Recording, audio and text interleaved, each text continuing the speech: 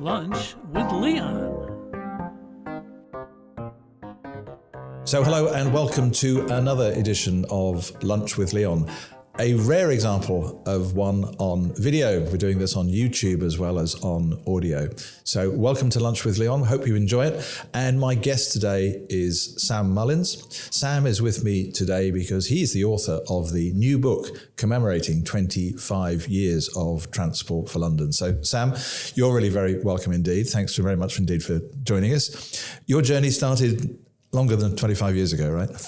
Yes, well, I'm a historian. I've worked in museums all my life, and I like to think that I've always been interested in history. From when I was a boy, I read a history book. That was the book that I was most interested in, and I can remember saying to my parents or whoever around me at the time, "Oh, did you know that Napoleon at Jena in 1809 did this, that, and the other?" So I don't think it's fanciful to think that that's. Working in museums is actually about knowing your history, but actually also being committed to sharing it and exhibiting it and talking about it and explaining it to people. So it sort of comes instinctively to me, Leon, I think. Indeed. And so where was your first remunerative work in Well, history? my first job was in Much Winlock, Shropshire. Wonderful place. I picked up the job because someone else had dropped it at short notice. And I remember very early on, this was a new museum that had been set up by a community group and volunteers. And I was the first professional curator. I'd done my Leicester University Museum Studies course, and I knew how to run a museum. I'd done the course. And I was walking down the street one day, and the mayor, who was a retired greengrocer, this is Parish Council Museum, said, "Well, you know what you've got to do, young man, don't you? You have to right the wrongs of the foundation of the Olympics." And he said, "Baron Pierre de Coubertin has taken all the credit for the modern Olympics, but actually our man, Dr. William Penny Brooks, has been cut out of the story, and you've got to tell that story." And I kind of thought, silly old fool's got it all around, the wrong way. Actually, by the time I left 3 or 4 years later, it was true. Brooks had set up Olympic Games in Shropshire in the 1850s. He'd corresponded with de Coubertin, who arguably got the idea about medals and odes to the victor and all the ceremony of the Olympics, which, we've seen on the snow in the last couple of weeks. That's what he took from a visit to a wet Wenlock Olympic Games just before Brooks died in the early 1890s. So that was my first job. So I found myself going to the British Olympic Association Education Committee and been sent as their delegate to the Olympic Academy at Olympia in Greece. Great start. That's a great way to start a career, actually. That's tremendous. So what happened after that? Well, then Shropshire was a great place to live. I really loved living in Shropshire. And I then got a job developing a new museum in Market Harborough in Leicestershire, which was a 3-way split between the county and the district. And again, a local society. And they were setting up a brand new museum in a former corset factory that the district council were converting into offices. So my job was a year and a week later to open a brand new museum talking about the story of a small market town in South Leicestershire. And in that, I did quite a lot of oral history because the collection was pretty small because it had been gathered together by a local society for many years.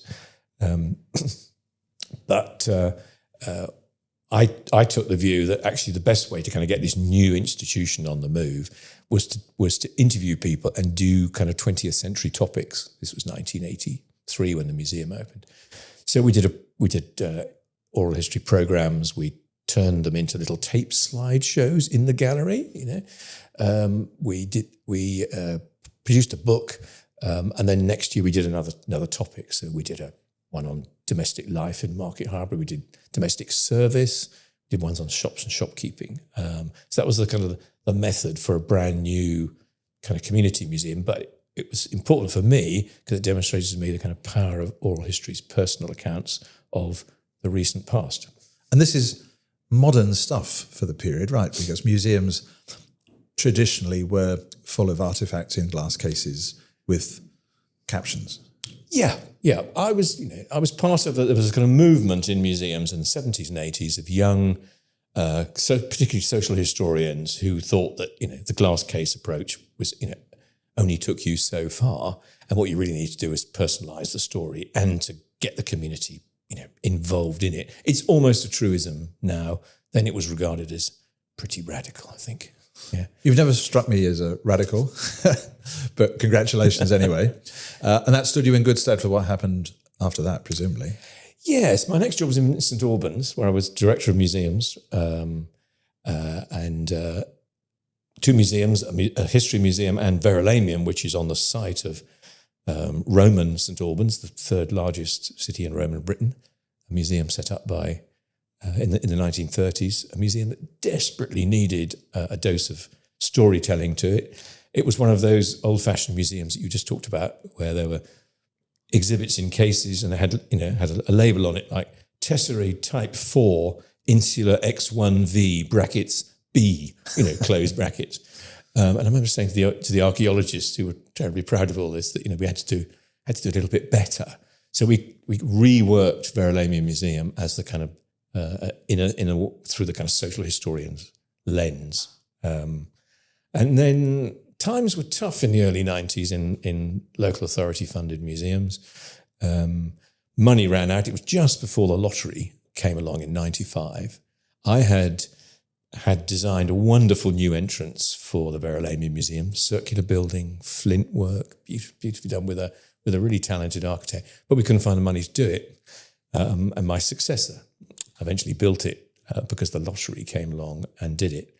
So in 94, I was tempted to take the job of director of London Transport Museum, turning up at 55 Broadway, 8 o'clock in the morning to do some verbal reasoning test, when I barely had a coffee, interviewed twice for the job and thought this might be quite interesting. So you did it for 28 years, is that right? 28 years, yeah, from 94 until I retired in late 2023. Which is extraordinary. So London Transport Museum, which has only ever had 3 chief executives then, because... 4, I think, with me, yeah. Sure. Yeah. Which is tremendous. On that wonderful site in Covent Garden, which London Transport had the chance to buy the freehold of decades ago and decided not to, which is a pity. I think they could have had it for 10 or 12 million. I think so. Yeah. Extraordinary. And the museum, which reopened in its current form in March 1980, but has had a couple of refurbishments since then. And the big one, which we were all involved in, weren't we, back in 2007, which involved a big closure. And that's quite a radical thing to do.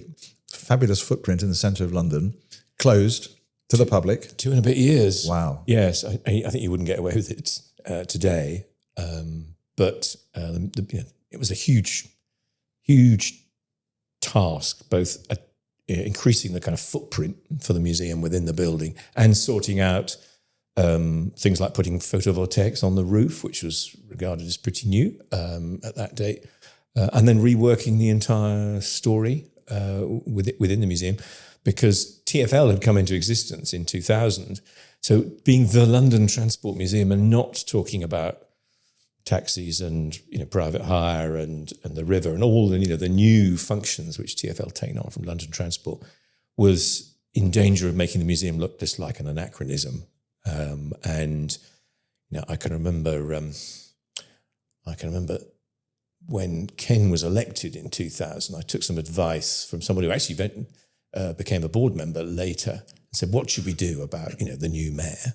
And he said, "I'll just give him something to open in the first couple of weeks, and you'll lose interest after that. There'll be bigger things to do," which, as you well know, there certainly were. So we convinced the transitional bit of Transport for London that we could introduce free admission for children, which was going to cost a couple of $100,000. And in all those transitional arrangements between LT and TfL, that just got lost in the roundings, really. So Ken turned up in the middle of week 2. He announced that the museum was going free for children, and we never saw him again, I don't think, other than for a few openings and so forth. But it had done the job.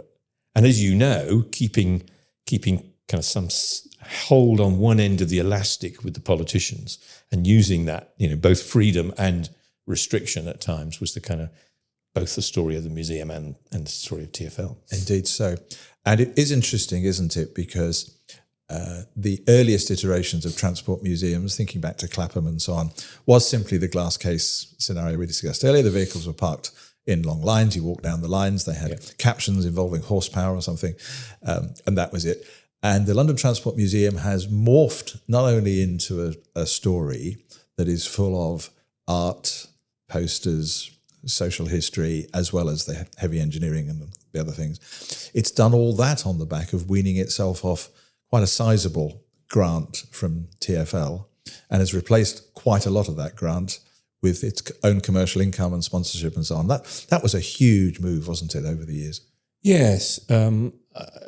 We became a charity just after we reopened in 2007. And actually the American management of TfL in those days, Jay Walder, thought it was why don't we do it? Because he saw, as in the American model, huge tax advantages, which of course they weren't. The advantages were all in governance, having a dedicated board only interested in promoting the interests of telling us, delivering the purpose of the charity, rather than always kind of being at the tail end Charlie within a big organisation. It was a good place to be, and you're absolutely right. A lot of the museum's success comes from being very clear in 2008 what the museum did do, and kind of what it didn't do. Redefining the relationship with Transport for London meant we were quite clear what they did for us, and what we did for them. And for a while, we kind of quite deliberately kept ourselves quite well apart. But particularly the 150th anniversary of the Tube early in 2013 was the moment when, in a sense, we kind of understood each other much better and came back together.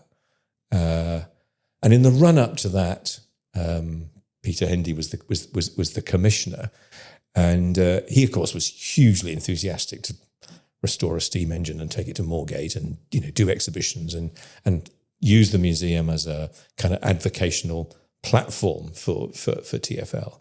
And we developed this notion that the museum was about not only about reflecting the past, but also explaining the present and having a look at where the future might be. And that sort of sense of the continuum between the kind of the past, the present, and the future, one informing the other, was the right positioning, I think, for the museum. And I remember Peter saying after the steam runs to Moorgate, he said, I've always been a big fan of the museum. He said, but now all my leadership team get why we have a museum too.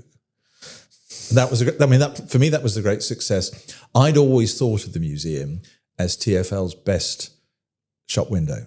Everything that was good about the organisation and how it had got to be what it was and why it did the things that it did were just on display, which was tremendous. I think people often don't realise how valuable the roundel is, because it broadly says, wherever you put it up, this is safe, insured, regulated, the staff are trained, there's a process behind it. You don't need to know what it is, but it's all right. And the museum exploits that beautifully, doesn't it? Because the roundel itself is a great symbol and people love it with T-shirts and hats and so on. Then there's all the subtle use of the logo and the subtle use of the typeface and everything else that sits behind it. And there's the museum broadly saying, this organisation isn't built on sand. This organisation is built on a couple of 100 years now worth of extraordinary history, bravery, people digging tunnels, braving the weather, doing all sorts of great things. So I've always thought the museum was this great advocate for the organisation that says, don't worry too much about how it works. Just be assured it works really very well.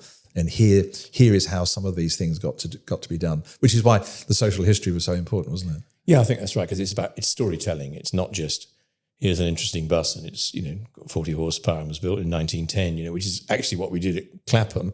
Even when the museum opened in Covent Garden in 1980, it had the kind of story of transport kind of around the edge and the vehicles in the middle. And the big refurb that we did in 2007 took that many steps, further forward, and we focused on particularly on people's stories, people that ran transport in the past, as well as in the present. So you're right. In a way, the museum is a sort of reflection of both the brand and in its storytelling is also the kind of barometer for where London, where transport sits within London. Yeah, indeed. Which brings us then neatly to the book, which of course was originally envisaged as 20 years of TfL, was it not? There was just some pandemic got in the way of the process. Something happened in 2020. I'm gone. Mine's a complete blank about it.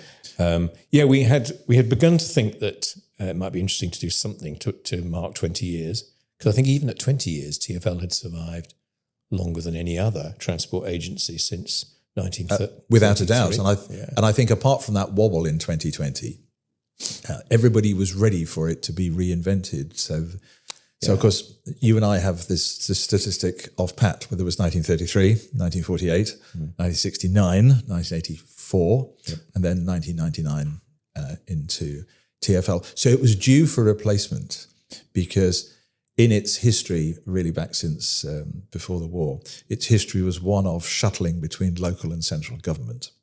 And as one got fed up with it, it got given to the other, and vice versa. Then local government mismanaged it and it went back to central government. And then, of course, in the big push that we have to credit London First and Tony Travers and a number of other luminaries of the time, the pushing for a greater London authority, the restoration of local government in London. And it was natural that transport would go into it. So the book picks up the story, doesn't it, as TfL gets formed. A pretty tricky birth, bringing together more than just the underground and the buses, bringing together a whole lot of other stuff as well. So much so that as the book tells the story, the underground didn't even come in 2000. No, indeed, yes. Well, I think, the first chapter in the book looks at that period when there wasn't London-wide governance, and what a mess it was. And you're right that sort of London First business were advocating really hard for a more strategic approach to planning across London and to the delivery of transport. And a number of people did some really important work in the 90s, the heavy lifting and the spade work, to create what becomes the GLA. I think devolution comes in on the back of Tony Blair being really concerned about devolution for Scotland. And so the provision of, concerned about Scottish nationalism and the potential for breakup of the UK.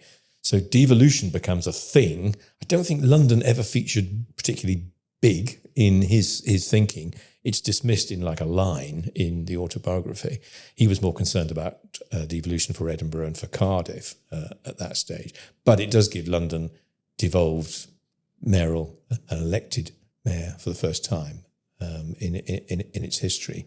And most crucially, as you will recall, you've got funding and powers which are coterminous with the electoral district, and you've got transport which, within the M25, within the GLA area, all comes under the integrating influence of the mayor and his executive.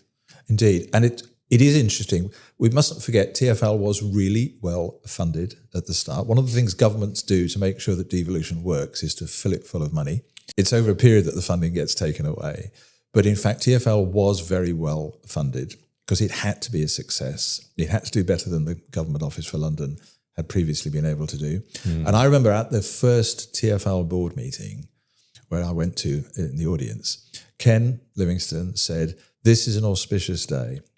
And broadly, he said something like, "This is the time when the public takes control of transport in London and we take the lid off the box and we peer into the dark corners and find out what it's all about." Yeah. Just pure Ken, brilliantly executed. And it was true because, there was a time in London Transport's history that the board considered moving the HQ to Brighton because it would have been easier for them to get there. And the idea of actually the public and the politicians asking how this stuff worked and why it worked and what was, and joining it into planning, joining it into spatial planning, joining it into business and so on, was really unheard of. And the old days of London Transport that I can recall were ones where the door at 55 Broadway was firmly shut and you weren't invited in because it was all too difficult, and just leave it to us and it'll all be all right. So the story in the book is about how the lid was taken off the box and the light started to pour in. And they say, about sunlight being the greatest antiseptic. It cleaned out a whole load of stuff in there that had been bubbling away for quite some time. What I especially love about the book is how it characterizes the arrival of the Americans, which became a sort of 14th floor enclave, which you describe in the book. And that was an extraordinary period, wasn't it? Yes, it was. And I was within the organisation, but in a relatively lowly position. And there is a great quote in the book, which I think is from Mike Swiggs, which is very embittered about the arrival of the Americans, and they're all kind of sitting around with their feet on the desks, reading the New York Times and talking about the baseball over the weekend. Having sort of just flown in. It's hard to kind of remember the impact of that, because a lot of people from London Transport days didn't join TfL. They kind of had seen the writing on the wall. Ken had been pretty clear, hadn't he, in the run-up to the election that he hadn't got a particularly high opinion of the people who'd run London Transport. In fact, he called them the dullards, did he? Dullards, blockheads and dullards. Yeah. That was, the writing was on the wall for, the London Transport gang, who had actually done a lot of pretty good work in the 90s under Dennis to turn the tanker around.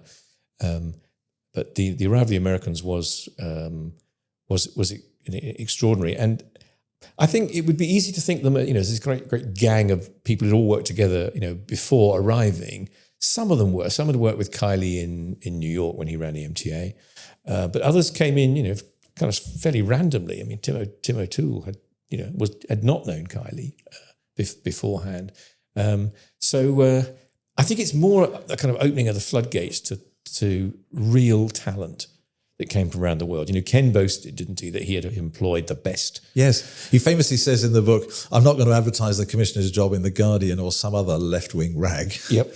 I want this in the Sunday Times where clever people are going to read it, which is just outstanding. And Ken was so good at that, wasn't he? Ken was really great at that. And he knew that he wasn't going to promote internally. He was going to get a gang of people in who were going to really drive this forward.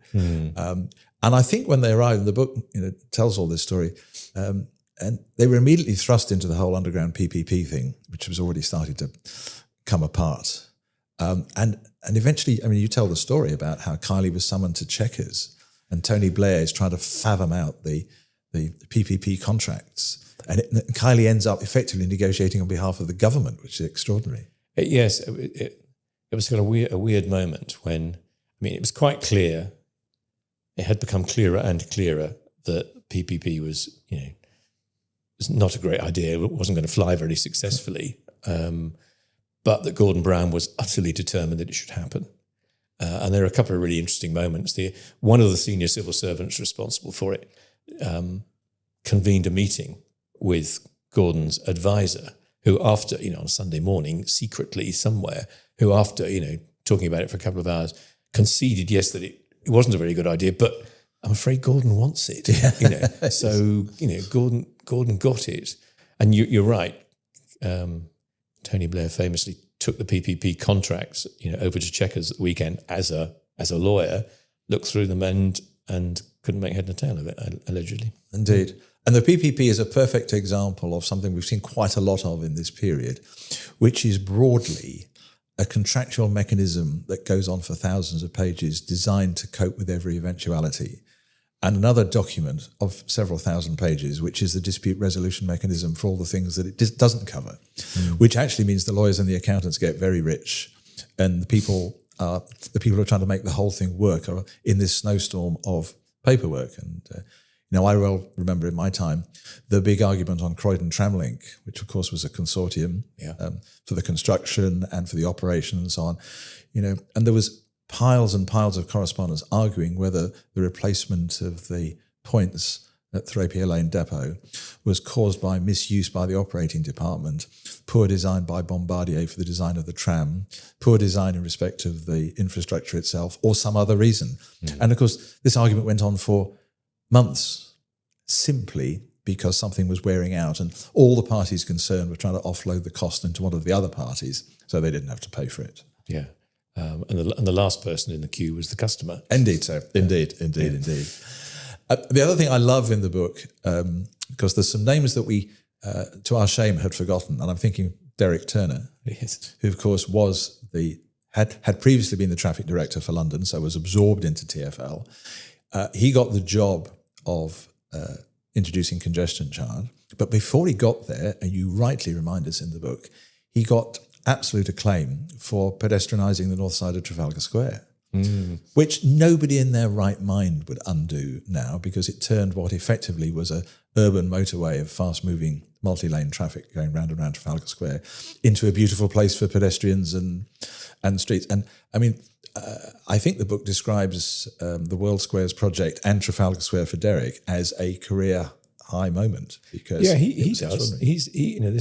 So the man who introduced congestion charge, when asked, said actually Trafalgar Square was a bigger moment actually in his career, because Westminster had given up on trying to do it. Endless consultation had happened, and no one could ever possibly agree. So it was a kind of great moment for the new mayoral governance to kind of ride in and say, we're going to do this, come hell or high water.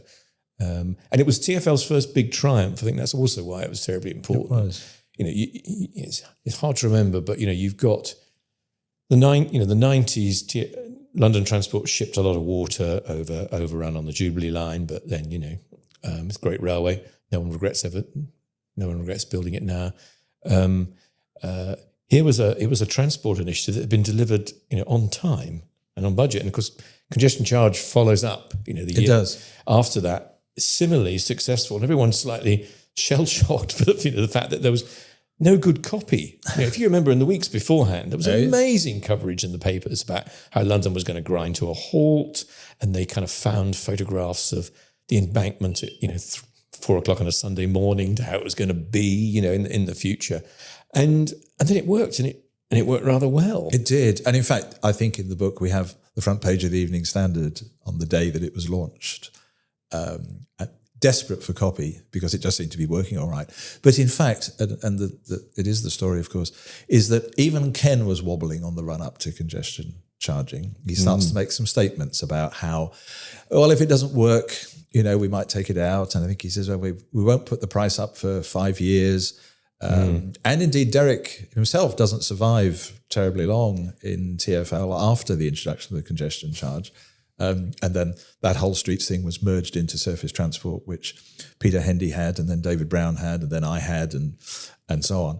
And it was interesting that these big bold moves, even when they were successful, they claimed a few scalps on the way through, because to be brave, sometimes there are casualties. Yeah. Well, we haven't seen congestion charge introduced significantly in any other European city on the scale of London's relatively modest, central London scheme. Not forgetting the Western Extension, which gives London an extra attribute, which is that not only has it introduced congestion charging and extended it, it's the only authority ever to have taken one out. Yes, that's right. Because Boris famously had the Western Extension taken back out again. But you're right in that Ken's advisors all were saying to him, "I think this is too big. You're taking too big a risk. I think you should drop it." Yeah. I think he had deliberately pushed the timetable so that if he had to drop it, he had another year left of his mayoral term to row back across it in some way. Sure.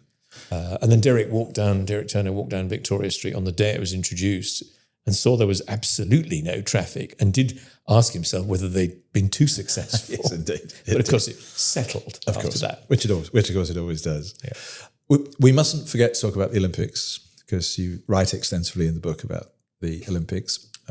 Probably London at its finest in our recent past. Struggling to think of anything as exciting as 2012 over the last 15, 16 years.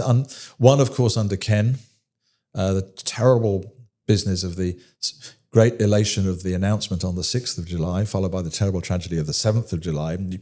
Again, in the book, we capture that, don't we, just about how London goes from one one extreme to another overnight. The two Evening Standard front pages, yeah. Yes. Elation in Trafalgar Square, and then the 7/7 the day afterwards. Yeah, Terrible. just extraordinary. And there's some lovely stories in the book about how Mike Brown and others commandeered a police boat in order to get back from, I think, Canary Wharf. They're having an away day at Canary Wharf. Yeah, indeed. So. Without Tim, who was the MD, and yes, they had to commandeer a police boat to get back to headquarters to kind of manage what was still an unknown situation. Yeah. And so for me, the lovely thing about the book is all the human stories, as we might expect from somebody like you, the human stories that are behind it, because the way in which transport operates is all about humans, isn't it? Because the humans are the passengers and the humans are the workforce that's delivering it. And the terrible shock about what's going on 7/7 has a real effect on real people, and not just people in the vicinity, but the people with the responsibility for delivering. The book tells the story. There was a new gold commander running the underground control centre on 7/7, but fortunately had Andy Barr close at hand. And so there's all the tales of all of the work and so on that went through 7/7. And then as we repaired ourselves after that, we got into the groove for the Olympics. So there, of course, is Boris in charge, recently elected into his second term. He might not have been the mayor during the Olympics because the election was in May 2012. Yeah. So Boris, newly elected on the crest of a wave, having had a very successful election. And there, the story, which again you tell in the book, is that for most of us involved in the Olympics, we had nothing to do. Mm-hmm. Yeah, it must have been an extraordinary period for people like you. I mean, you talk in my interview with you about the endless preparation that had gone on for years. Planning the Olympic transport strategy, which actually rolled out and worked like a dream. And we were probably lucky in that we didn't get a random broken rail or some other incident that kind of got in the way. I think you talk about the biggest problem is getting people to stop planning and actually do it. It's very hard to get their hands off. They'd still be planning it now. Yeah. But it was the high point, wasn't it? I think of London in our time. Yeah. And I look back on the Golden Saturday, the way that the kind of country all kind of got behind the athletes and the Olympics, and the way London functioned in the most extraordinary fashion through all the weeks of the Olympics and then the Paralympics afterwards. I look back with a bit of nostalgia on those years now. Well, most people in the world don't get a chance to work on an Olympic Games. We were lucky. We were at a point in our professional careers when the Olympic Games were with us to do, which was just extraordinary. So it was a wonderful thing. And I do remember one of the things I was very strong about was to make sure that as many of our young people as possible, our aspiring senior managers, got some jobs to do during the Olympics, because this is a once-in-a-lifetime opportunity to learn to do things, which is just tremendous. So finally, Sam, must ask you, you conducted years' worth of interviews with the great and the good, and you as a historian had a fabulous knowledge of the organisation and how it got to be where it is. What was it that really surprised you about the organisation when you came to hear it firsthand from those who were there? I was in a unique position, really. I'd been in the organisation, sort of 1 foot in TfL and 1 foot in the museum for years. I knew lots of people, and I kind of trusted to do those interviews. So people, weren't holding back. And so there's some material which is held back from the book, which will go into people's memoirs in the future. It'll be in mine for sure. Yours, I'm sure. So when I came to retire, I kind of felt obliged to finish. Actually, it would have been criminal to sort of leave it halfway, because no one else was in the kind of fortunate position I was in to finish it off. I guess one of the things that it slightly surprised me afterwards is that in the month leading up to the publication of the book, I sent chapters out to you and lots of people who'd been major contributors to them, and they were extraordinarily kind of helpful and